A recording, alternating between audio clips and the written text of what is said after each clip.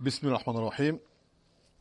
اليوم سندخل في المسألة الرابعة وخمسين في قول الله تعالى يريد الله ليبين لكم ويهديكم سنن الذين من قبلكم que Allah, dans le sens où il dit que Allah veut vous éclaircir et vous guider sur la voie de ceux qui étaient avant vous. Surat An-Nisa, verset 26.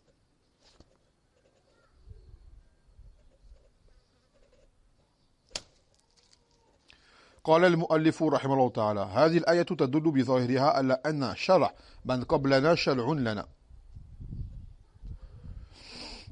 Donc il dit ce noble verset nous montre dans son apparent que la législation de ceux qui étaient avant nous nous est toujours valable. La législation qui était pour ceux d'avant nous, avant la Ummah de Mohammed sallallahu alayhi wa sallam, est également une législation qui est pour nous. Ça c'est une masala dans Usul al-Fiqh qui est ma'loufa, qui est connue, avec un khilaf qui est connu. قال ونظيرها قوله تعالى أولئك الذين هدى الله فبهداه مقتديه. Également dans un verset qui est dans le même sens où Allah Azza wa Jalla, dans le sens où il dit ceux-là, c'est-à-dire en parlant de ceux d'avant Mohammed sallallahu alayhi wa sallam, sont ceux que Allah a guidés, alors suis leur guidée. Fiad al-Ma'na. Suis la guidée sur laquelle ils étaient. Al-An'am, les bestiaux, verset 90. وقد جاءت آية أخرى تدل على خلاف ذلك هي قوله تعالى لكل جعلنا منكم شرعة ومنهاجا. Et un autre verset est venu s'opposant à cela, dans lequel Allah, dans le sens il dit que pour chacun, c'est-à-dire pour chaque communauté, nous avons fait une législation et une voie à suivre. Surat al-Maïda, la table servie, verset 48. Donc là on a dans l'apparent comme une forme de contradiction. ووجه الجمع بين ذلك مختلف فيه اختلافا مبنيا على اختلاف في حكم هذه المسألة. Donc là, cette divergence, elle est bâtie sur quoi? Sur la divergence qui existe par rapport à ce sujet, comme on l'a expliqué. Est-ce que la législation de ceux qui étaient avant nous en est une pour nous également?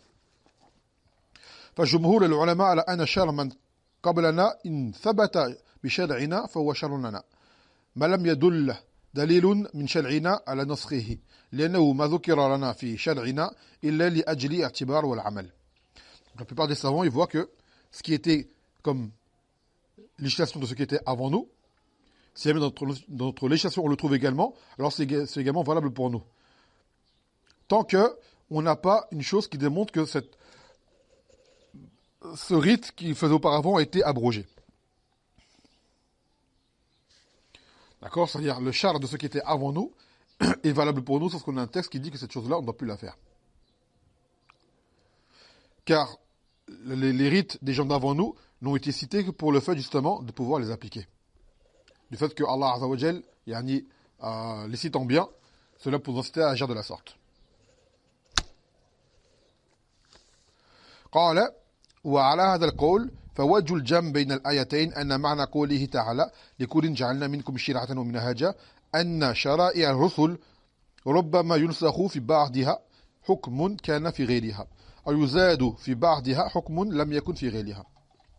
Donc en prenant ce rôle des ulama, de la plupart des savants qui disent que cela est valable pour nous également, tant que cela n'est pas abrogé, ça veut dire que le sens de la parole d'Allah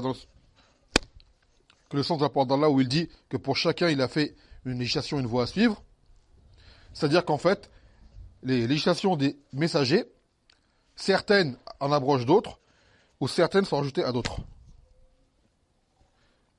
Il se peut qu'un messager vienne avec une législation et qu'il abroge certains rites de celui qui était avant lui, ou alors qu'il vienne avec une législation similaire à celle de celui d'avant lui, mais il ajoute des choses que l'autre n'avait pas avant lui. Puis c'était un passage qu'on va sauter.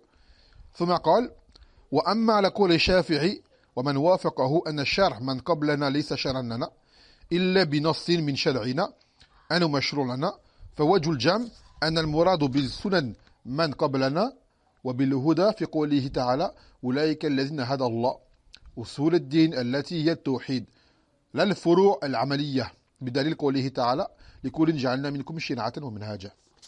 Donc maintenant, dans l'autre call, qui est celui de Shafi'i, qui est connu, et ceux qui sont avant lui, qu'il dit que le shara, la législation de ceux qui étaient avant nous, n'est pas valable pour nous, sauf si on a un texte qui nous dit d'agir de la sorte.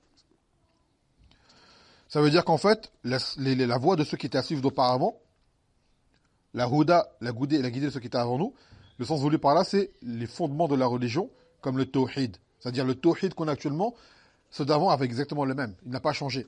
C'est une chose qui ne s'approche pas. D'accord? Ça, c'est une chose qui ne s'approche pas, le tawhid. Et l'iman. Ces choses-là sont des choses qui sont effectives et qui ne changeront jamais. Donc, il est visé par là le fondement de la religion et non pas les rites gestuels. Les rites liés aux actes, comme le salawat, comme le siyam et ces choses-là. Par preuve, ou dans le sens où Allah il dit que pour chacun, il donnera une législation et une voie à suivre. C'est-à-dire que chacun, ils auront leurs propres rites qui leur sont spécifiques. Mais les fondements de leur religion, eux, ne changeront pas. Ça, c'est à la Qawl l'imam Shafi'i. C'est comme ça qu'on pourrait lire entre les versets.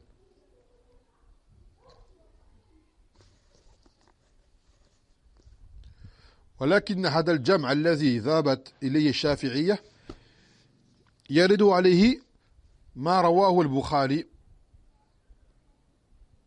في صحيحه في تفسير سورة صاد عن مجاهد أنه سأل ابن عباس رضي الله عنه من أين أخذت السجدة في الصاد فقال ابن عباس ومن ذريته داود يعني لقوله أولئك الذين هدى الله فبهداه مقتدي الأنعام فسجدها داود فسجدها رسول الله صلى الله عليه وسلم ومعلوم أن السجود التلاوة من الفروع لا من الأصول وقد بين ابن عباس أن النبي صلى الله عليه وسلم سجدها اقتداء بداود وقد بينت هذه المسألة بيانا شافيا في رحلتي فلذلك اختصرتها هنا. Donc il dit maintenant, cependant le call justement des Shafi'iyya, de l'imam Shafi'i et de ceux qui l'ont suivi, cela peut être répondu parce qu'il a été rapporté par l'imam Bukhari dans son tafsir, plutôt dans son sahih, dans le kitab tafsir, par rapport à Surat Sad. Sur le Mujahid, qu'il a questionné Ibn Abbas, d'où est-ce que on se prosterne dans Surat Sad? Pourquoi dans Surat Sad, on se prosterne? Donc Ibn Abbas cite le verset, justement de l'An'am, qui est là le verset sur lequel il y a la recherche, où il dit, et de leur descendance Daoud, ainsi de suite, jusqu'à ce qu'ils disent, et ceux-là sont ceux que Allah a guidés, alors suis leur guider. L'An'am, verset 84. Donc il dit par rapport à cela que Daoud s'est prosterné. Cette prosternation que le Nabi sallallahu alayhi wa sallam a fait dans Sod, Daoud également l'a faite. Donc le Nabi sallallahu alayhi wa sallam a fait cette prosternation comment? En suivant la guidée de Daoud, alayhi salam. Et il est connu que la prosternation de récitation de Tilawa, c'est des choses qui sont comptées parmi les branches et non pas parmi les fondements. Donc le Nabi, comme Ibn Abbas, a bien clarifié que cette sajada, cette prosternation a été faite en suivant la guidée de Daoud, alayhi salam. Et il dit que le shir, il a cité cela de façon résumée, car il a déjà fait il a déjà développé la chose ailleurs, donc là il s'est contenté de résumer ce point-là. Donc ça c'est une masala sur laquelle il y a khilaf par rapport à cette question, est-ce que le shara de ceux qui étaient avant nous est toujours valable pour nous également? Naam. فهذا هو جواب الشيخ رحمه الله تعالى فالحمد لله رب العالمين.